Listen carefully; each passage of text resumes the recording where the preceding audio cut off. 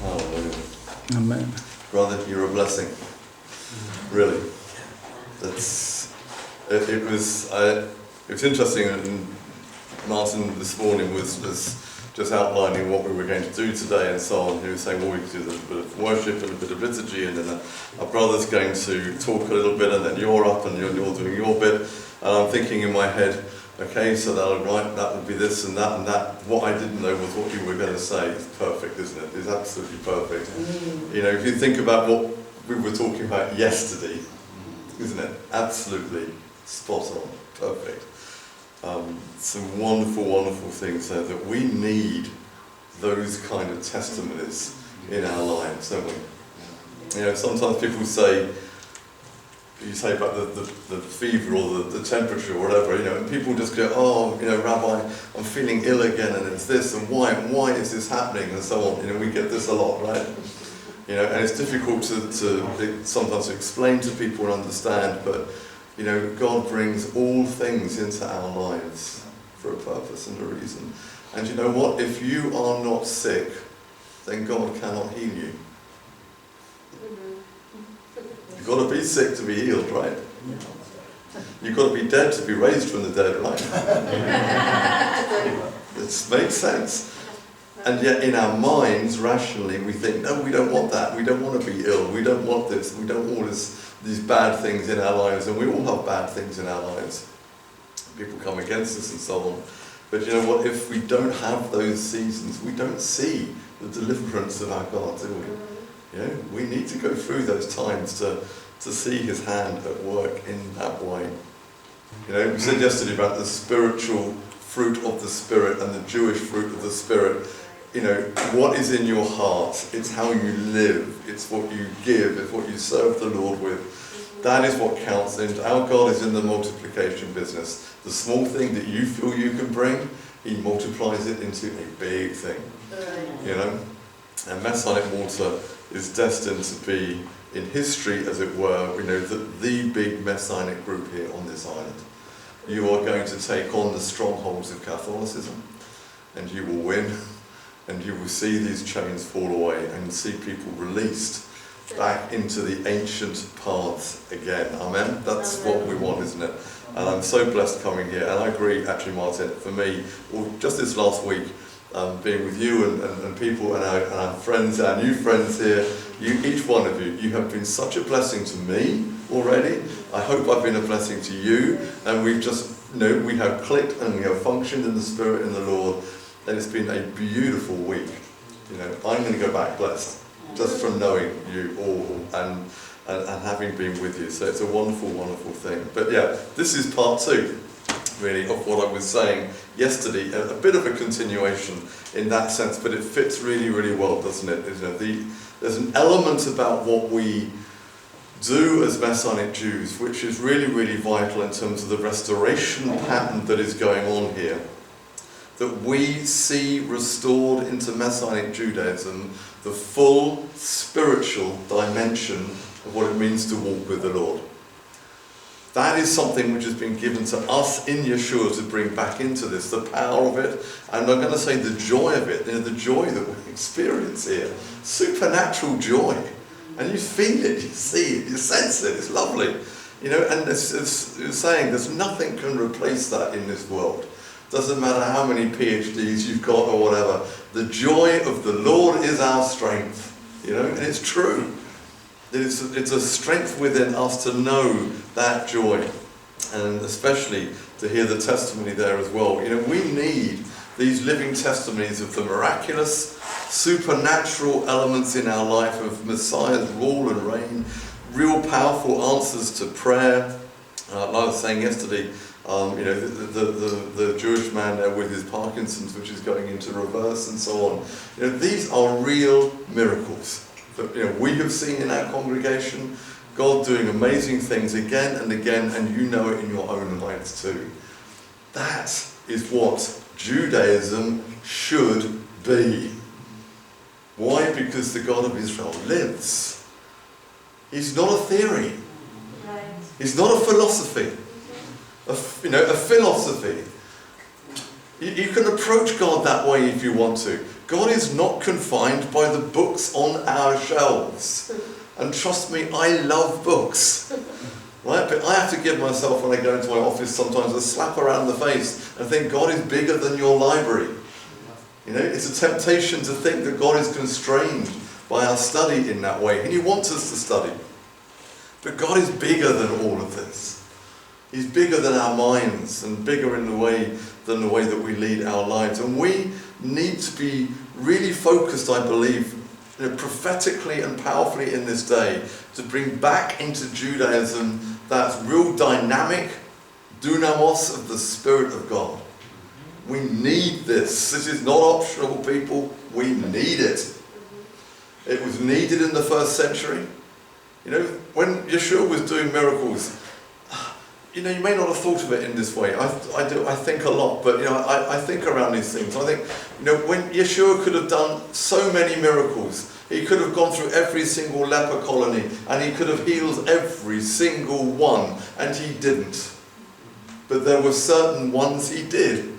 In other words, we learn from this. When we see Adonai doing miracles and supernatural things in our lives, it's not because it's a party trick. It's not because it's some latest kind of pizzazz that people want to run to. There is always a purpose and a power revealed at that moment when God is doing something powerful in our lives. There's a reason for it. It's not a game. God does not waste his power. There's always a purpose and a reason behind everything that he does in this way.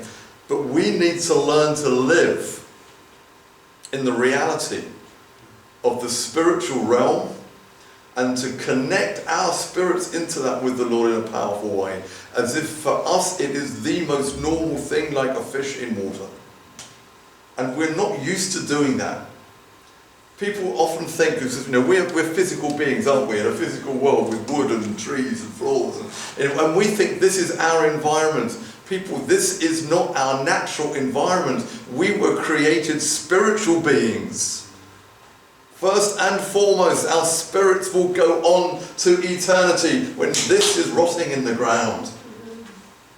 We are first and foremost spiritual beings. And that is why we need to start, in a sense, waking up, realizing that this that we see around us, the physical confines that we see and experience, are not, as it were, the ultimate and last word in anything. It's what's happening in the spiritual world with the Lord that actually counts. Because people will say, I'm in this or that situation and this is happening. And I say, lift up your eyes and see what God will do. Because these things that you see and feel that constrain and hold you back, they're in the physical world, and our God is pure spirit. He's beyond that physical world in that way. He's able to reach down into it and do whatever he wants in this physical world. You know, when Yeshua is walking across the water, he's not bothered about the law of gravity. Right? He created the law of gravity. And at that point, Yeshua says, doesn't apply to me right now. And he walks across the water.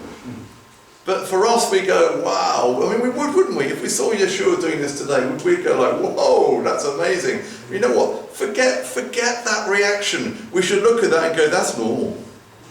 Actually, can you imagine getting yourself, your mind, your spirit in a place where that actually would be your reaction in a situation like that? Someone is raised from the dead in your congregation. I mean, it'd be great rejoicing, of course, and I'll tell you what, there'd also be a lot of surprise. Yeah.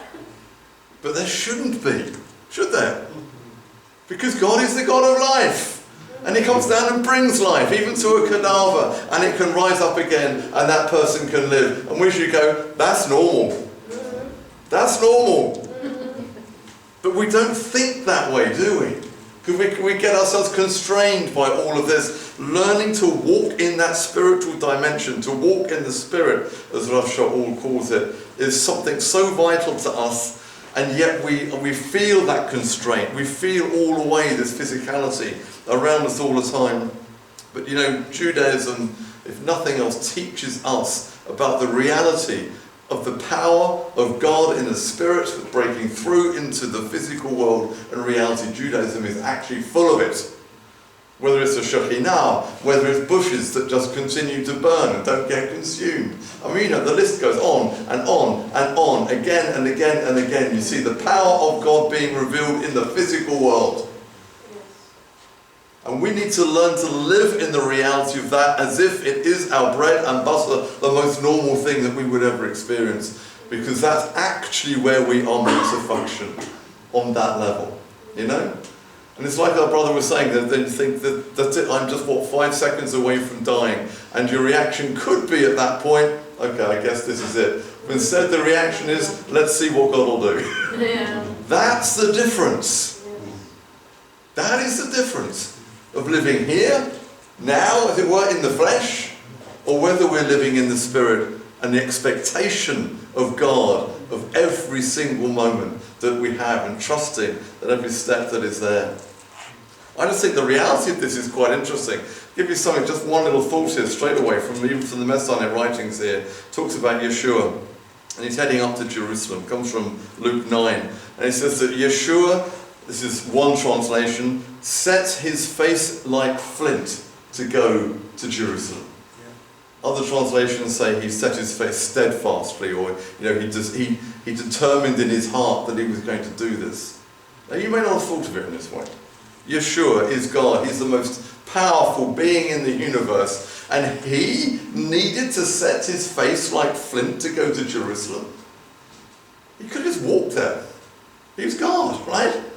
Why does the scripture tell us that Yeshua, as it were, determines I am going to Jerusalem? Because he knows that there are going to be obstacles in the way. There are those who are going to try to obstruct him from fulfilling what God has called him to do in his life in that way, within the physical world. And Yeshua has to make a decision in the Spirit. Nothing is going to stop me. Nothing is going to stop me. I am going. And I'll tell you this, if you decide in your spirit that what God has called you to do, you are going to do, and nothing is going to stop you, at that point Hasatan will go, there's no point even fighting this one, he's going to do it anyway, and you'll get out of your way. Hallelujah, he will. That's the truth. The problem is, in our minds, we're thinking, oh, but this may happen, and oh, I might get caught in traffic, and I don't know, and there's this, and there's that, and blah, blah, blah. And the enemy at that point is going, oh yes, we're going to have some fun here. And I guarantee you'll get in the car, and 5 minutes later, you will be in a traffic jam. Because that's what you were all expecting. Right? It's how you perceive, how you believe, it's how you expect what God is going to do. If God wants you to be there to do something, then you'll be there. You know, every time we have conference, anything really, even on a Shabbat morning, I mean, you'll know this, right, leading a congregation. You get up on Shabbat morning and suddenly there's 1,000,001 things that can get in your way, and there's this or there's that and the other, distraction. And sometimes I have to get out of bed in the morning, and even coming to conferences and the problems and the issues and so on, some of them absolutely legitimate, as Yeshua said, let the dead bury their dead, right? You know, sometimes you have to make a decision. I am doing this. I am going to conference, and I'm going to be there. And of course these things come up, but each time you just go, get out of my way, get out of my way, get out of my way. You set your heart and your face like flint to be there. Because what we discover as we walk this spiritual walk is that the spiritual realm is not a neutral place. You know, the enemy is also out there, the opposing forces of darkness, which Yeshua himself experienced before he began his ministry. Wasn't it? He was out praying in the desert, and what happens? Hasatan, the enemy comes at it. Or this and that and the other, testing. And Yeshua every single time brings the word of God into that situation, from Devarim, by the way, right? Really important. And I think it is important on one level, because Deuteronomy, Devarim, tends to be the book that all the critics go for and say, oh no, this isn't right, this is all written by multiple people and whatever. And it's interesting, Yeshua uses Deuteronomy, Devarim, to come against Hasatan. He said, it is written, get out of my way. And presented with that truth of the reality of what the Word of God says is true, Hasatan flees, backs off. He's not going to go there. Because at the end of the day, Hasatan knows the spiritual reality of God and his power, and he's not going to come against it. He knows what the truth is. He just rejoices in the fact that 9 times out of 10 we don't know what the truth is. That's the reality. And so he gets away with it. But look, this is the realm that we're living in. This is Ephesians 6.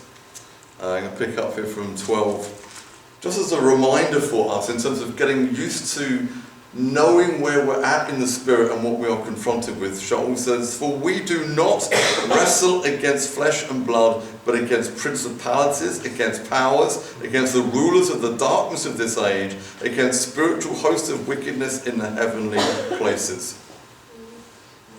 And the interesting thing about this, of course, people read that and they think as a Christian document, they think the we, he says, "For we do not wrestle," they assume that Shaul is writing to Christians. No, he's not. He's writing to Jews.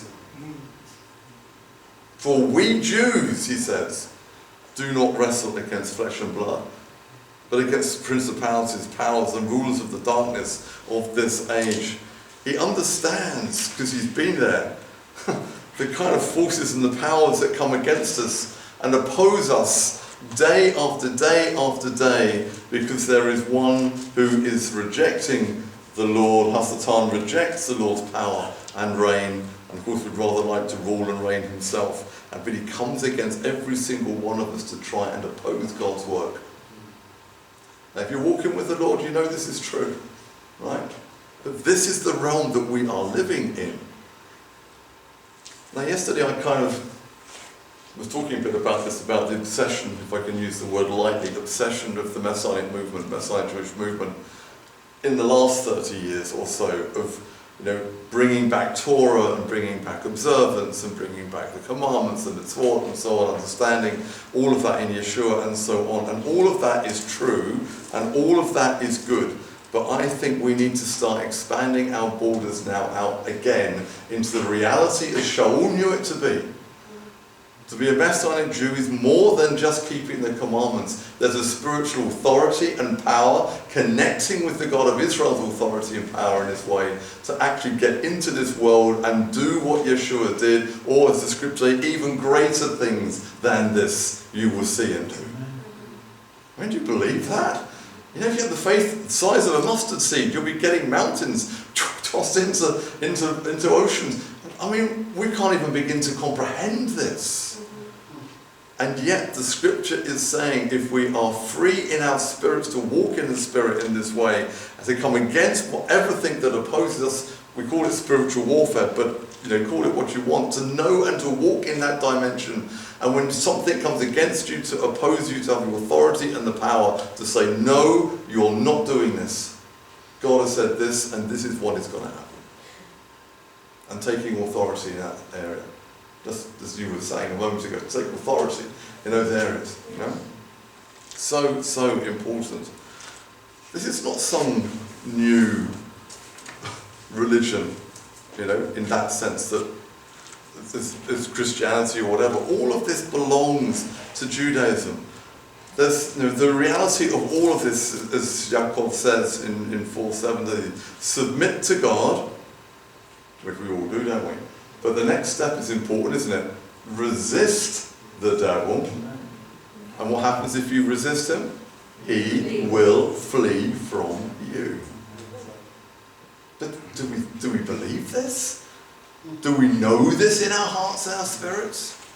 Have we got that freedom in the Spirit to so operate in that realm that when you see any kind of demonic activity that's coming against you, you have the strength and power and confidence in Yeshua to say, no, I resist this.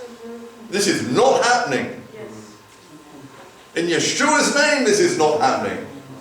And at that point, the enemy will flee from you. That is the promise that we have in the scriptures in that situation. Because there's one thing Hasatan knows, his days are numbered and he is going down. Amen. He is under our feet. Amen? Amen? And we must remember this.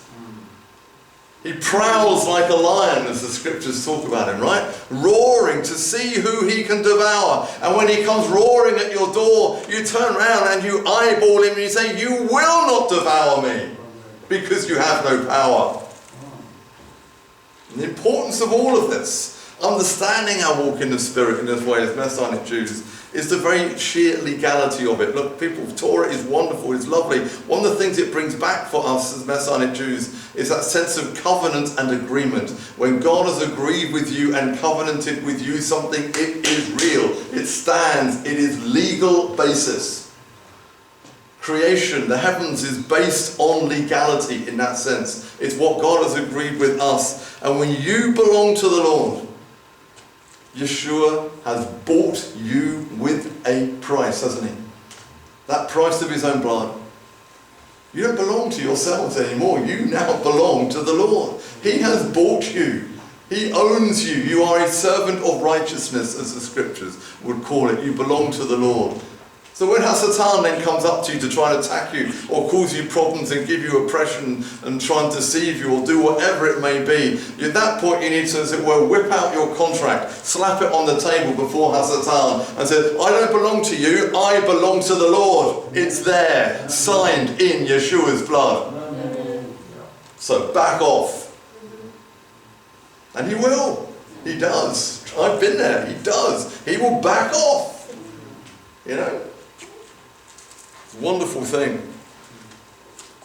There's a story which, I don't know whether it's true, it's apocryphal, possibly, I don't know, because I wasn't there. You know, when Martin Luther was really rediscovering this whole salvation by faith, and apparently, allegedly, so I've read that on the evening he's penning these theses and he's writing them all down. At the end of his bed that night, Satan apparently appeared in his bedroom and threatened him to kill him. And Martin Luther, allegedly, in faith then, picked up his ink pot that he was writing the truth of the scriptures, and he threw it apparently at Satan. He said, get out, this is the truth of the word of God. And Satan went. Now, I don't know how true that is. These things often get handed down in slightly exaggerated forms, but even if there's a kernel of truth in what was happening that day, it really reveals something to us. If we know the truth, the reality of the truth, the covenants, the legal basis on which we operate and walk in the Spirit with the Lord, then we are set free. The truth will set you free, and when you are in any situation like this, the power of God will be revealed in your life. And remember, this is not Christian. This is Jewish. It's Jewish. Shaul is writing, we do not wrestle against flesh and blood, to the Messianic Jewish community in Ephesus. He's not writing to the local Catholic Church. Right? It didn't exist. Writing to the Messianic Jewish community. They understood this. They understood it because of the history of Judaism that had gone before. He's not writing anything new. This is kind of classic material that you find all the way through again and again. Just give you a couple of examples of all of this. Job, in chapter 1, we read there this strange heavenly court, don't we, where the adversary goes before God and says, oh, give me Job. And the Lord says, oh, you can do a little bit, but you can't do everything. You can't kill him. You know, and sets the lines and the borders of what's going to happen. Yeah, you can test him, but you're not going to take him from me. He's my servant. And so Satan thinks, I'll take what I get, and off he goes, and we know the book of Job, we know the trials. You know, please, Lord, we don't go through trials like that. But, you know, this man, what a heart for God this man had. Amazing, amazing. You know, but he had that righteousness given by God, and he was tested and pulled. But, you know, this is the reality that we see here. The enemy does function to some level and ability in this world, but he only does so with the authority where God sets, and this is the box you will work in. Right? Go back to our brother here for a moment again. Yes. Today, all right, go on in, go and take your knife or your gun and try and shoot this man. But I'm telling you, the box that you will work in is that. And my brother here, he's outside of that box, so it ain't going to work. Right? There's nothing in the scriptures that says that bad things aren't going to come your way. But it does say when they do, the enemy is constrained by God's lines, which he draws in the sand. Know this. It's true, it's the reality when we face this. with the authority that is given to us in Yeshua in situations like that. Learn to walk in the Spirit and the power of that and understand what is happening and take authority and act. Don't just be passive, act. God has called us to go on the offensive in that way. That fight is in the spiritual, and it comes into and breaks into the physical too. I'm going to read a couple of examples here from histories. This is in Daniel. Quite an interesting one again here. Daniel chapter 10. Where are we? Verse 10 here. Then suddenly a hand touched me, which made me tremble on my knees and on the palms of my hands. And he said to me, O Daniel, man greatly beloved, understand the words that I speak to you, and stand upright, for I have now been sent to you. While he was speaking this word to me, I stood trembling. He said, do not fear, Daniel, for from the first day you set your heart to understand and to humble yourself. I love that bit. Daniel. God is going to hear you. This is Daniel 10 from verse 10 on. When you humble yourself before God, heaven is moved. And he hears. Right? And humbled yourself before your God. Your words were heard, and I have come because of your words. But then comes the astonishing bit for most of us. But the prince of the kingdom of Persia withstood me 21 days, and behold, Michael, one of the chief princes, came to help me, for I had been left alone there with the kings of Persia. It's quite incredible, isn't it? There's a spiritual dynamic revealed there, which is like, yes, you humbled yourself and you prayed to God, and God begins to respond, and there is an oppressive element to it which stops God from acting at that moment. It took 21 days to overcome it. On that spiritual level, with the archangels fighting it out and dealing with what God had commanded to be so, still that 21 days went on. And it's just instructive, I think, for us to see how the enemy pushes in hard. Adonai always wins. Always. Did you hear it? Always. Always. Not necessarily the outcome that you want as you think it might be. Right? And I've often in situations like that have brought this before the Lord, and I said, Lord, this and this and this, and I don't know, and your promises to me is that you will vindicate your own. And I've often gone back to the Lord and I've said, but Lord, what does that mean? What is vindication in that scenario? What does that mean? I know what I think it means. But the Lord's not interested in what I think. He will vindicate in his own way, and he will do it. And when he vindicates, you step back and you go, wow, okay, I wouldn't have thought that. But he will do the vindication in his own way. Always. But you know, whatever that battle that is raging around you, it may take time before you see the deliverance and the release of the Lord. But people trust it is coming. It is coming.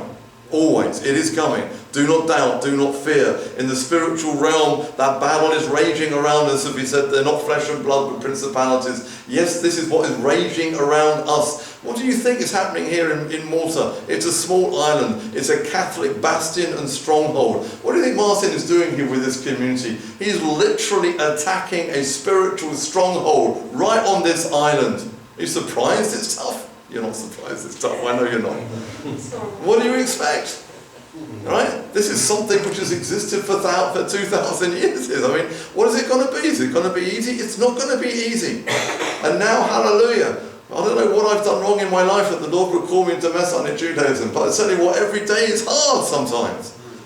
And sometimes I stand there and everyone hates me, from the Christian side, from the Orthodox side, every other side, and everyone seems to hate what you're doing. Yes. And I keep thinking, Lord, please, couldn't you call me to something easier? You know, it's not easy to be hated on all the time. It's tough. But am I surprised that it's this difficult? Absolutely not. These are spiritual strongholds that have stood for 2,000 years. Did we ever think it was going to be easy to bring the good news of Yeshua's salvation to our nation and our people Israel? Did we think this was going to be easy? Satan has inoculated the Jewish Jewish people against Yeshua for 2,000 years, incredibly effectively, through Christian teaching and everything in between. And you know what? The Jewish people today, when they say they hate Yeshua, they think they know what they mean by that with all of the history. They are powerfully inoculated against Yeshua. Did we think it would be easy to break that down?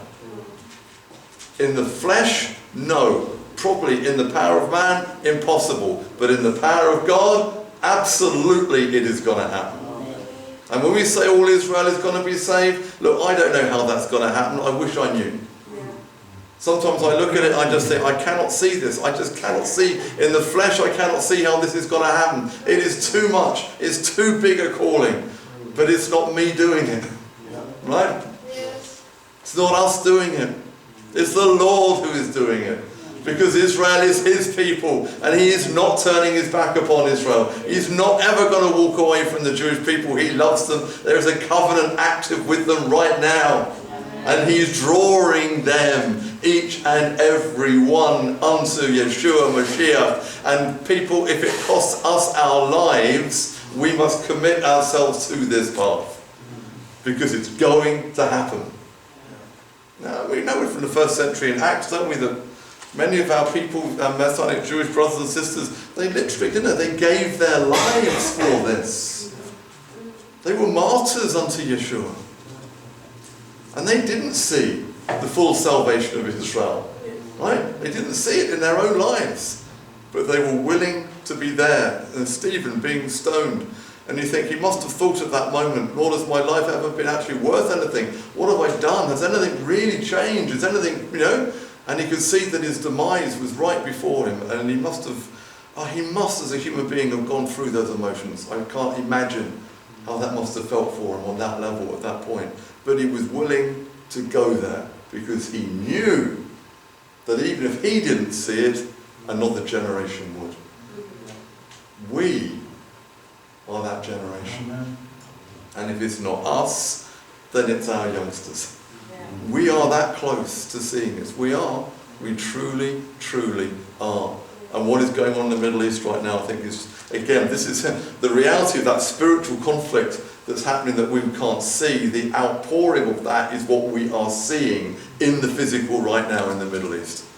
I cannot even begin to imagine what the spiritual conflict must be like in the heavenlies, given what's happening around Israel and Iran and everything right now. It must be huge. But what we learn from Daniel is it doesn't matter how many weeks it takes or whatever it is, God is going to win. Amen. And his will be done here on earth as it is in heaven. There's absolutely no doubt about that, and we must stand confident and strong on that idea and that word. To give you another reminder, back in 2 Kings as well, Elisha, you know, and they've got all of the armies there in the physical all lined up against them, and Elisha, you know, he's a cool man, isn't he, Elisha? You know, and everyone else around him is panicking. We're all going to die. We're all going to die. Look at the armies. Look, we're all going to die. We're all going to die. And Elisha's just going, yeah, let me finish my pancakes. I'll be with you in a second. He's cool, right? Why is he cool? And he says, doesn't he, to them, he said, come with me. Come, look, let me show you something. Come with me. He's absolutely cool. Why? Because Elisha sees into the spiritual realm, doesn't he? Yeah, you know the bit, right? 2 Kings 6. You know that famous bit. And he says, come look. And then he prays, doesn't he? He says, look, I can see all of this. That's why I'm chilled, but this poor guy can't. You know, Lord, please open his eyes. And the Lord opens his eyes and he sees the hosts of the Lord encamped around. And at that point he thinks, oh, okay, they've lost then. We're good. Yeah? And my prayer really is a similar prayer. Lord, please open our eyes to see the reality in the spiritual realm. You know what? You may not think this room is full. You may not think it's that full. I don't know how many angels there are in this room. They are packing in. Right, the word has gone out across Malta this morning. Get there in Bushby. You need to be in Bushby. Get there, and they're all absolutely packing in. Right, the whisper's gone out in the Catholic Church, and the angels are going, oh, it's over there, is it? All right, I'm coming in. And they're all coming in. And they're ramming into the place because they love the worship, and they love to hear the word of God and the testimony being brought. They love it. It is packed full. People, open your eyes, and you will begin to chill and rest and relax. God has got this. You just need to turn up. That's it. You need to turn up. You need to be there. You actually need to be a part of everything that God is doing. How am I doing for time? I'm close, but another couple of minutes or so, yeah, we are getting there close. The wonderful thing about this, what I'm trying to really sort of bring out from all of this is quite simply is this. It's that often, because of our, people's backgrounds and where they've come from, people tend to treat this spiritual life as if it's some kind of Christian bolt-on. And actually what they really need to think about is being more observant and getting the commandments right and X and Y and Z. And all of that is good. I say it again, I'm not knocking that. But people, it is not the whole story. If Messianic Judaism is not operating in the full power of the Ruach HaKodesh, then we are selling Messianic Judaism short. You need to pray with boldness, pray with courage, pray with faith, expect God to move and do things. This is where we're in Adat Yeshua right now, talking a lot about this in the sermons and in our prayer meetings and things, and really encouraging people. Don't just pray the words. When you pray, believe and expect that God is going to do it. We are already seeing that spiritual temperature going up and rising in our community because people are believing for more, expecting more from God. And we need to be those kind of communities. We don't just fight in the physical world, we fight in that spiritual world, and we are called to fight and connect into that spiritual world. It's part of who we are. Judaism has always been like this, as Elisha points out, and the many, many others. There's the reality of that spiritual world which is behind it. And sadly, in many ways, and I mean this, it's really sad. I look at my Jewish brothers and sisters and the wonderful traditions and understandings and the wisdom and everything else, but there's such a chunk that is missing there. If you go back through history, what ancient biblical Judaism used to be like, there was the power of God in it. Mm-hmm. It was. Think of Elijah and the prophets of Baal. What a chutzpah that man had, right? I wish we could be like that. And they're all sitting there cutting themselves, and Elijah's back eating his pancakes again. Well, I'll come back this afternoon, mate. Maybe, yeah, and we'll have another chat, And he comes back, doesn't he? And it's like, oh, right, still nothing then? Well, I'll tell you what, let's pour water over it as well. Let's make it really, really hard. Wow, what faith that man had. And it's not just this negligible, non-quantifiable faith. The faith that Elijah had and we need to have is a faith that is absolutely built on the expectation of God turning up. And not just hoping, knowing that God will turn up. Right? That when God says to you in the middle of a post office queue somewhere and there's someone who's ill 2 or 3 ahead of you in the queue there, and that moment you think, I could pray for them, and oh man, shall I? I don't know. Yeah. That moment we hear, but will God turn up? At that moment, when he says, I want you to do X, you step up and you do it because you know God is going to turn up. That is faith. Oh, it's hard, right? Because we're used to operating in this fleshly world. But we need to get to that place. And I think increasingly, as the end times are upon us and the challenges of living in this, I genuinely believe it's not going to be easy. I really don't think it's going to be easy. This is lovely. We come to Malta and it's a wonderful place, and the food, the people, everything about it is wonderful. My heart is telling me that these times are going to come to an end. It's going to get hard. And we need to know God is going to turn up at that point in time. When all this is disappearing before our eyes and we are thrown back onto God as our only source, our only provider, to walk with him in that spiritual power and relationship that is there, that will be the testimony to this world that the God of Israel lives. Because they've convinced themselves that the God of Israel is dead. They don't believe the God of Israel is alive at all. We, the remnant, Messianic Jews, must stand up and say it's not just a theory. God is not just a theology. Our God lives. And live it, and be it, and show it. and have the confidence and faith in him to be out there and to take a stand in that way and see God come through. Because that will be our testimony. And that'll be a powerful, powerful light, people. And we have to learn to fight in that spiritual realm, be those spiritual soldiers in that way, reconnect with that aspect of Judaism that has been put to one side as if somehow it only exists in the Christian box. It doesn't. It exists as a Judaism too. It always has done. Those who have walked with the Lord in the past through ancient biblical Judaism have always experienced the supernatural actions of Adonai in their lives because they've lived in faith. They've known the Lord, and they know my Redeemer liveth. Amen.